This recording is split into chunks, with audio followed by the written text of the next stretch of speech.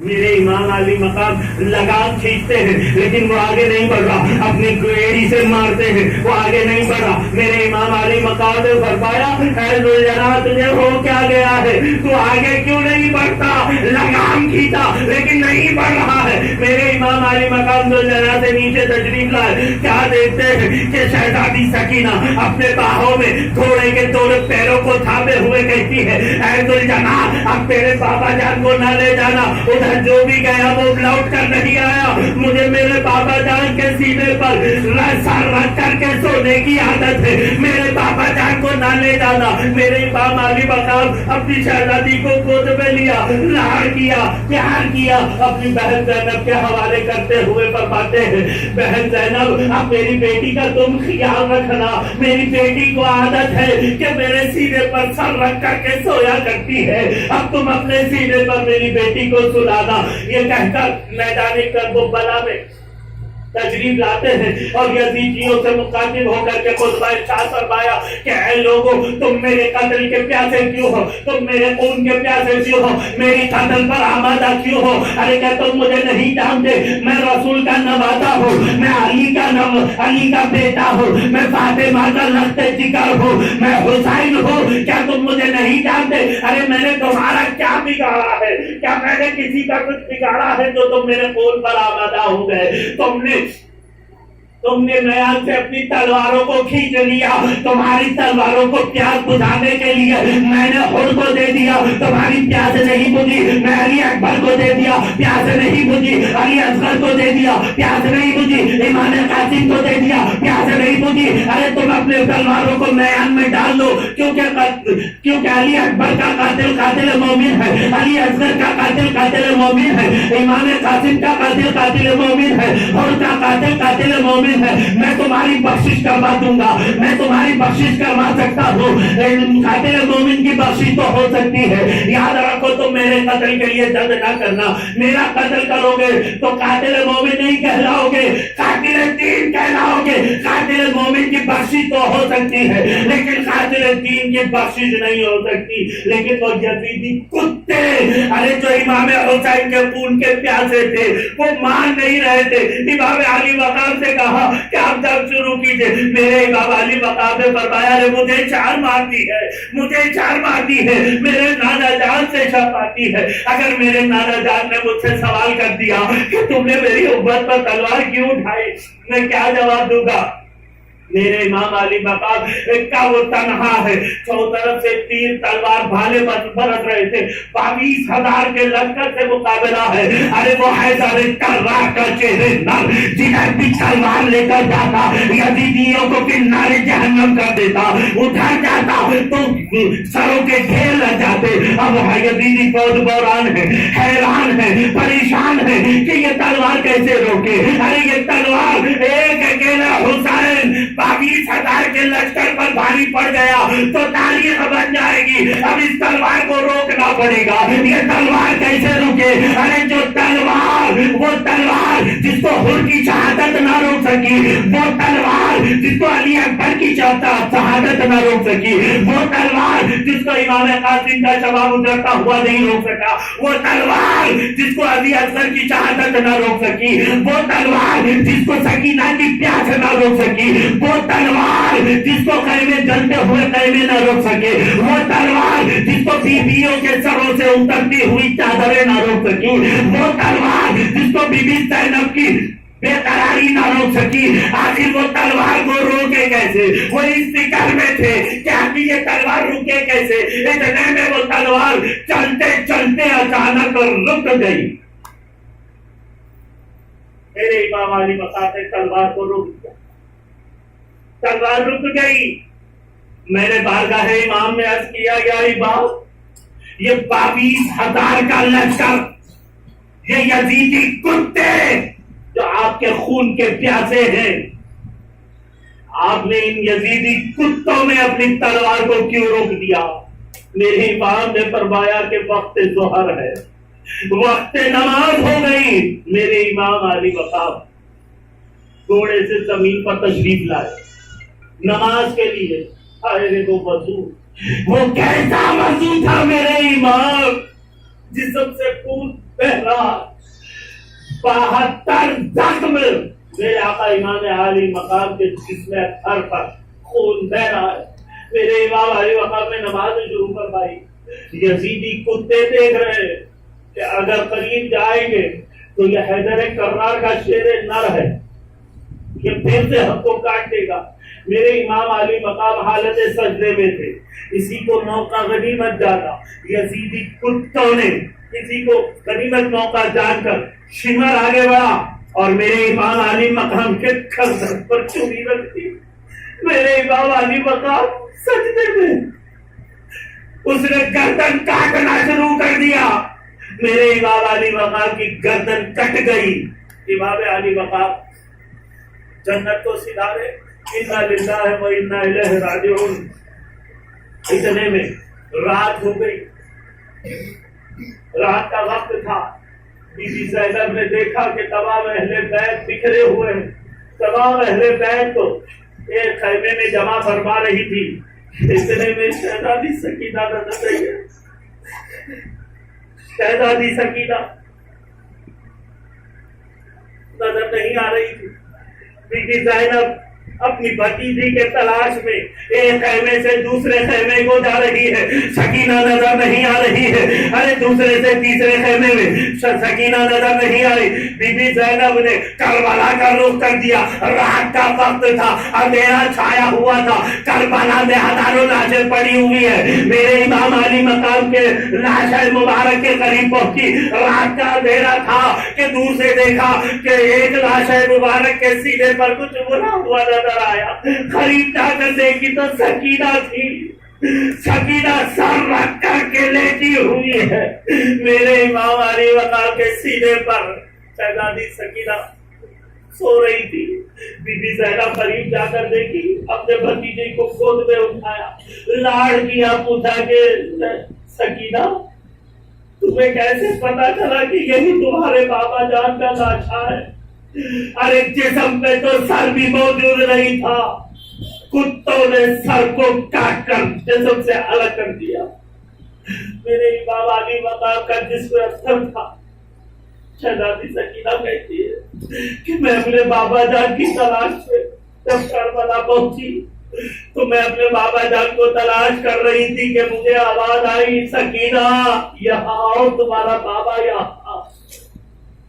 میں قریب آئی، بابا جان نے مجھے سینے پر لٹا دیا اور میں سو گیا. سیدہ زینب اپنی بھتیجی کو لے کر خیمے میں تشریف لے گئی. صبح ہوئی، قافلہ آگے بڑھا. قافلہ آگے بڑھا. امام علی مقام کا سر مبارک کو نیزے پر لگا دیا گیا. شہزادیوں کو باندھی بنا لیا گیا، قیدی کر لیا گیا اور آگے بڑھا. چلتے چلتے چلتے آدھا دن گزر گیا. دوپہر کا وقت تھا. چلچلاتی ہوئی دھوپ تھی، گرمی کی شدت تھی، پیاس کی شدت تھی. اہل بیت کے خواتین پر کہ ایک مقام پر کچھ دیر کے لیے قافلے کو روک دیا گیا. دوپہر کا وقت تھا، روک دیا گیا. چلچلاتی دھوپ تھی. شہزادی سکینہ پیاس کی شدت اور تھکاوٹ بھی تھی. دیکھا کہ کچھ ہی دور پر ایک درخت تھا، جس کی کاٹی دار درخت تھا، جس کے اندر سے دھوپ چھن چھن کر گر رہی تھی. ریگستان تھا. شہزادی سکینہ دوڑی اور اس جھاڑ کے نیچے لیٹ گئی کہ آپ کو نیند لگ گئی. قافلہ آگے بڑھ گیا. کچھ دور جانے کے بعد جس نیزے میں میرے آقا امام علی مقام کا سر مبارک تھا، وہ نیزہ ہاتھ سے چھوٹ کر زمین میں دھس گیا. یزیدیوں نے بہت کوشش کی اس کو نکالنے کی، مگر نکلا نہیں. تو یزیدی سپہ سالار نے کہا ضرور کوئی بات ہوگی، اب اس مسئلے کا حل امام زین العابدین کے پاس بھی ملے گا.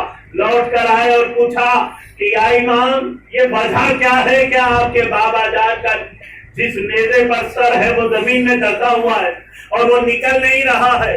تو اتنے میں بی بی زینب نے فرمایا ارے ظالمو، ہو سکتا ہے کہ اہل بیت کا کوئی بچہ یا بچی چھوٹ گئے ہو، اسی لیے تو حسین کا وہ نیزہ نکل نہیں رہا ہے۔ تلاش تو کرو کہ آخر چھوٹا کون ہے۔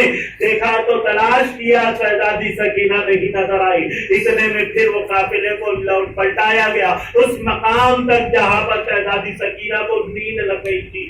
واپس لوٹ کر آنے تک رات کا وقت ہو چکا تھا۔ قریب آ کر دیکھا ایک درخت کے نیچے شہزادی سکینہ ہے۔ زینب جا کر کے اپنے بھتیجی کو گود میں لیا تو شہزادی سکینہ کہتی ہے کہ تم بھی جانا، ابھی ایک خاتون جس کے چہرے پر نقاب ڈلا ہوا تھا وہ آئی اور مجھ سے کہنے لگی، وہ آئی مجھے گود میں لیا، مجھ سے پیار کیا۔ میں نے پوچھا آپ کون ہے؟ تو وہ کہنے لگی میں رسول کی بیٹی ہوں، میں علی کی بیوی ہوں، میں حسین کی ماں ہوں، میں تمہاری دادی فاطمہ ہوں۔ میں نے دادی کو سارا واقعہ سنایا، دادی رو رہی تھی۔ شہزادی سکینہ کو گود میں لیا، قافلہ آگے بڑھ گیا، کوفے کے قریب پہنچا۔ کوفے میں یہ افواہ پھیلا دی گئی تھی، کوفے والوں کو یہ افواہ پھیلا دی گئی تھی کہ یہ باغی ہیں حکومت کے، جن کے سر کاٹ دیے گئے ہیں اور بادشاہ کے یعنی یزید کے پاس پیش کیا جائے۔ ارے اہل بیت کے عورتوں کو بازاروں میں پھرایا گیا، جن کے سروں سے چادریں اتار لی گئی تھی۔ بازار میں چلتے پھر یزید کے دربار میں پہنچے۔ یزید نے سب کا تعارف لیا۔ اتنے میں شہزادی سکینہ سے پوچھا کہ یہ لڑکی کون ہے، یہ زبان سے کیوں بات نہیں کرتی، بچی تم کون ہو؟ شہزادی سکینہ خاموش ہے۔ اتنے میں امام زین العابدین نے فرمایا، ارے ظالم، اس معصوم بچی کے گلے پر تو نے جو رسی بندھوایا ہے اسے گلا ٹائٹ ہو گیا ہے، گلا مضبوطی کے ساتھ رسی پکڑ لی ہے۔ یزید نے کہا کہ اس کی رسی کو ڈھیلا کیا جائے۔ جب وہ رسی ڈھیلا کرنے کے لیے لوگ آگے بڑھ رہے تھے کہ شہزادی سکینہ دوڑ کر اپنے بھائی کے گود میں بیٹھ گئی، امام زین العابدین کے گود میں۔ امام زین العابدین نے فرمایا، ارے یہ رسول کے نوازی ہیں، یہ غیر مرد کے ہاتھ کو لگنے نہیں دے گی۔ امام زین العابدین نے اس رسی کو ڈھیلا کیا۔ یہ تفصیلی واقعہ تھا کربلا کا، جس میں میرے امام علی مقام نے اس دین کو بچانے کے لیے، اپنے نانا کی امت کو بچانے کے لیے اپنے پورے گھر کی قربانی دی۔ مگر آج یہ اہل حدیث کے یزیدی کہتے ہیں کہ حسین ابن علی کو کیا ضرورت تھی 3 روز بھوکا پیاسا رہ کر معاذ اللہ ناٹک کرتے کہ نہر فرات کے قریب تھے، کھود کر پانی پی لیتے۔ ارے بے وقوف ہو، یہ حسین ابن علی ہے، یہ نبی کے نوازے ہیں، ان کو کھود کر پینے کی ضرورت تھی۔ ارے ان کے آر کی بارگاہ میں آ جاؤ اور دیکھو کہ ان کا کیا حال تھا۔ حضور خواجہ غریب نواز رحمت و رضوان، ارے جب وہ انا ساگر کو اپنے کاسے میں بھر سکتے، انا ساگر کو اپنے کاسے میں بھر لیا، تو جب ان کے جد کا کیا عالم ہوگا امام حسین علی مقام کا۔ ارے وہ واقعہ بھی آپ کو یاد ہوگا کہ میرے آقا امام علی مقام جب کوفے کا سفر شروع فرمایا تھا تو راستے میں پانی کی ضرورت میسر ہوئی، پانی کی ضرورت پڑی، تو میرے امام علی مقام نے اپنے بھالے کو زمین پر مارنا تھا کہ پانی فوارے کے ساتھ نکلنے لگا تھا۔ یہ وہ حسین ہے، یہ وہ حسین ہے۔ تو پھر امام حسین کیوں پیاسے رہے؟ 3 روز تک پیاسے رہنے کی ضرورت کیا تھی؟ تو اس کی ضرورت کیوں تھی وہ میں آپ کو بتاؤں کہ حضرت سکینہ اپنے بابا جان سے کہنے لگی کہ بابا جان مجھے پیاس لگی ہے، زبان سوکھ چکی ہے، مجھے پانی چاہیے۔ میرے آقا امام علی مقام اپنی شہزادی کو ہاتھ کو تھامے ہوئے خیمے میں تشریف لاتے ہیں اور زمین پر بیٹھ کر اپنے ہاتھ کو زمین پر مارنا تھا کہ انگلیوں کے بیچ سے پانی ابلنے لگا، پانی ابل کر بہنا شروع ہو گیا۔ شہزادی سکینہ پانی کو دیکھ کر خوش ہو گئی، وہ پانی پینا چاہتی تھی کہ میرے امام علی مقام نے اپنی شہزادی سے فرمایا، سکینہ ذرا خیمے کے باہر بھی تو دیکھ لینا، شہزادی سکینہ خیمے کے باہر دیکھی کہ ایک ہجوم سا لگا ہوا ہے، لوگ حسرت کے ساتھ شہزادی سکینہ کو دیکھ رہی ہے، ہجوم لگا ہوا ہے، لوگ بھرے ہوئے ہیں۔ شہزادی سکینہ نے بابا سے سوال کیا کہ بابا جان یہ کون لوگ ہیں اور مجھے حسرت بھری نظر سے کیوں دیکھ رہے ہیں؟ میرے آقا امام علی مقام نے فرمایا سکینہ یہ نانا جان کی امت ہے، تمہیں حسرت بھری نظر سے اس لیے دیکھ رہے ہیں کہ اگر آج تم نے پانی پی لیا بروز محشر یہ امت پیاسی رہ جائے گی، اور آج تم پیاسے رہ جاؤ گے تو بروز محشر یہ امت کو پانی مل جائے گا۔ شہزادی سکینہ نے فرمایا مجھے بابا جان مجھے نانا جان کی امت کی پیاس برداشت نہیں ہے، میں اپنی پیاس کو برداشت کر لوں گی، میں پانی نہیں پیوں۔ میرے آقا امام علی مقام نے ہماری خاطر پورے کا پورا گھرانہ پیاسا رہ گیا، اور ہم اسی شہید اعظم کے ذکر کو سن رہے ہیں۔ میرے آقا امام علی مقام نماز عصر کو ادا فرما ابھی مصلی ہی پر تشریف فرماتے، ابھی مصلی ہی پر ہے کہ یزید کا ایک فوجی افسر آیا، سپہ سالار آیا، آ کر کہنے لگا کہ یا حسین اگر اب بھی آپ یزید کی خلافت کو تسلیم کر لو تو میں نہر فرات سے آپ کو پانی پیش کر دوں گا۔ میرے آقا امام علی مقام اس کی طرف مسکراتے ہوئے دیکھتے ہیں، مسکراتے ہوئے فرماتے ہیں تو مجھے پانی پلائے گا؟ تیری اوقات کیا ہے؟ تو مجھے پانی پلائے گا؟ اسی مسلح کو الٹا کر دکھا دیا، دیکھ میرے مسلح کے نیچے سے پانی بہ رہا ہے۔ یہ ہے میرے آقا امام حسین علی۔ آخری بات عرض کر دوں، ایک سوال کا جواب وہ یہ کہ آج کے یہ وہابی عقیدے کے لوگ مختلف حد کنڈے استعمال کرتے ہوئے بولے والے سنی مسلمانوں کو پریشان کر رہے ہیں، بہکا رہے ہیں کہ یہ کہتے ہوئے کہ تم ولیوں کے پاس جاتے ہو، درگاہوں میں جاتے ہو، پیروں کی بارگاہ میں جاتے ہو اور پھر ان سے مدد مانگتے ہو۔ مدد کرنے کی طاقت نہ ولی میں ہے نہ پیر میں ہے، جبکہ خود نبی پاک صلی اللہ تعالی علیہ وسلم میں بھی نہیں ہے۔ نبی بھی مدد نہیں کر سکتے، تو تم ولیوں کے پاس کیوں جاتے ہو ولیوں سے مدد مانگنے کے لیے؟ خود مانگو ڈائریکٹ اللہ سے، اللہ تمہارے شارک کے قریب ہے، ڈائریکٹ مانگو۔ میں نے کہا اچھا تجھے یہ تو پتا چل گیا کہ اللہ شارک کے قریب ہے، اللہ شارک کے قریب تو ہے، لیکن یہ تو بتا کہ تو اللہ کے کتنے قریب ہے۔ ہم کو بھی تو قریب ہونا ہے نا، اولیاء اللہ قریب ہے، اس لیے تو ہم ان کی بارگاہوں میں جا کر مانگتے ہیں۔ اور یہ کہتا ہے کہ نبی کو طاقت نہیں کہ وہ مدد کر سکے۔ اب دلیل میں کہے گا کہ اگر نبی کو طاقت ہوتی مدد کرنے کی تو میدان کرب و بلا میں امام حسین کی مدد کرتے، وہاں پر تو انہوں نے مدد نہیں کی، تو اس کا مطلب یہی ہوا کہ نبی کو طاقت نہیں۔ میں اس کے آپ کو دو جواب دے دوں، اس کے ایک سوال کے میرے پاس دو جواب ہے۔ پہلا جواب سنیں، وہ کہتا ہے کہ نبی نے مدد نہیں کی کیونکہ نبی کے پاس طاقت نہیں۔ مدد نہیں کرنے کا مطلب یہ تو نہیں ہے کہ طاقت نہیں ہے، اختیار نہیں۔ مدد نہیں کرنے کی وجہ بہت سارے ریزنز ہوتے۔ نبی نے مدد نہیں کی، اس نے کہا، میں نے کہا ہاں نہیں کی، مگر کیوں نہیں کی اس کا میں جواب دے دوں۔ یہاں پر الحمدللہ کچھ بچے اسکولوں میں پڑھتے ہیں، اسٹوڈینٹس ہیں، کچھ کالج میں بھی پڑھتے ہیں۔ اسٹوڈینٹس تو ہے یہاں پر، ہے نا، بہت سارے اسٹوڈینٹس بھی ہیں۔ اب ایک بات سن لیں، جب کوئی بچہ اسکول میں پڑھ رہا ہے اور وہ اپنے کلاس روم میں ہوتا ہے، کلاس روم میں، تو سال بھر تک ٹیچر اس کو پڑھاتا ہے، ٹیچ کرتا ہے، مدد کرتا ہے، سمجھاتا ہے، پرابلمز کے سولوشنز بتاتا ہے، کالج میں لیکچرار اس کو لیکچر دیتا ہے، ٹیچ کرتا ہے۔ لیکن جب وہی بچہ ایگزامینیشن ہال میں ہو، امتحان گاہ میں ہو، تو کیا اس کی وہاں مدد کی جائے گی؟ اگر کوئی اسٹوڈنٹ اٹھ کر سوال بھی کر لے، سر ذرا آپ اس پرابلم کا سولوشن بتا دیجیے، اس کوشچن کا آنسر بتا دیجیے، تو کیا جواب ملے گا؟ یہی جواب ملے گا کہ وہ وقت گیا میں جب تجھے بتایا کرتا تھا، سمجھایا کرتا تھا، پڑھایا کرتا تھا، وہ کلاس روم تھا، یہ ایگزامینیشن ہال ہے، یہاں پر تیری مدد نہیں کی جائے گی، یہاں تجھے تیری مدد خود ہی کر لینی پڑے گی۔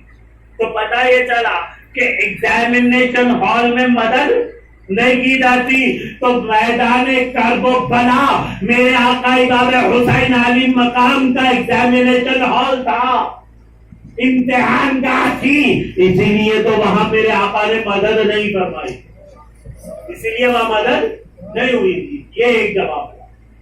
اب دوسرا اس کے لیے کیا وہ کہتا ہے کہ مدد نہیں کی، مگر میرا یہ دعویٰ ہے کہ وہاں پر میرے نبی نے مدد فرمائی ہے، نہ صرف نبی نے مدد کی ہے، مولا علی نے بھی مدد فرمائی ہے، اور بی بی مالکنی سیدہ فاطمہ نے بھی مدد فرمائی ہے۔ مدد کیسے ہو رہی تھی؟ یہ سمجھ رہا تھا کہ شہادت سے بچا لینا مدد تھا، ارے جس کے مقدر شہادت کے لیے تھے، جو شہادت کے لیے پوچھا پڑھ رہے تھے، جس کی خوشی تھی شہادت حاصل کرنے میں، وہ کب بچنا چاہتے تھے اور یہ کب بچانا چاہتے تھے، مگر میرے آقا نے مدد کی ہے، مولا علی نے بھی مدد فرمائی ہے، بی بی مالکنی سیدہ فاطمہ نے بھی مدد فرمائی ہے۔ مدد کیسے کی؟ مدد اس طرح کی کہ بیٹے حسین، میں نے تم کو اپنے کاندھوں پر سوار کیا ہے، میں نے تم کو مشق کروایا ہے، میں نے تم کو تعلیم دی ہے، آج تم میری تعلیمات کی لاج رکھ لینا، ثابت قدم رہنا۔ مدد یوں ہو رہی تھی، میرے مولا فرما رہے تھے کہ بیٹے حسین، تمہاری رگوں میں میرا لہو دوڑ رہا ہے، آج میرے خون کی لاج رکھ لینا، آج ثابت قدم رہنا۔ یہ مدد کر رہے تھے۔ بی بی مالکنی سیدہ فاطمہ فرما رہی تھی، بیٹے حسین، میں نے تمہیں اپنا دودھ پلایا ہے، آج میرے دودھ کی لاج رکھ لینا، ثابت قدم رہنا۔ مدد اس طرح کی جا رہی، یہ مدد ہو رہی۔ اب یہ کہتا ہے ولیوں سے کیوں بانٹتے ہو؟ ولیوں سے مانگنا شرک ہے، تو پھر یہ شرک کا فتویٰ لگا قرآن پر، ہم پر مت لگا۔ فتویٰ لگانے کی جرأت ہے، ہمت ہے تو لگا قرآن فتویٰ قرآن پر، کیونکہ قرآن نے ہم کو تعلیم دی ہے ولیوں سے مانگو۔ قرآن میں اللہ نے فرمایا انما ولیکم اللہ ورسولہ والذین آمنوا، بے شک تمہارے مددگار ہے اللہ، رسول اور وہ ایمان والے۔ کون سے ایمان والے؟ ہم جیسے ایمان والوں کی بات نہیں ہو رہی ہے، ہمارا ایمان تو اتنا کمزور ہے کہ ایک سڑک چھاپ ملا بھی ہمارا ایمان چھین لیتا ہے، یہ ہمارا ایمان ہے۔ تو پھر وہ ایمان والے کون ہیں؟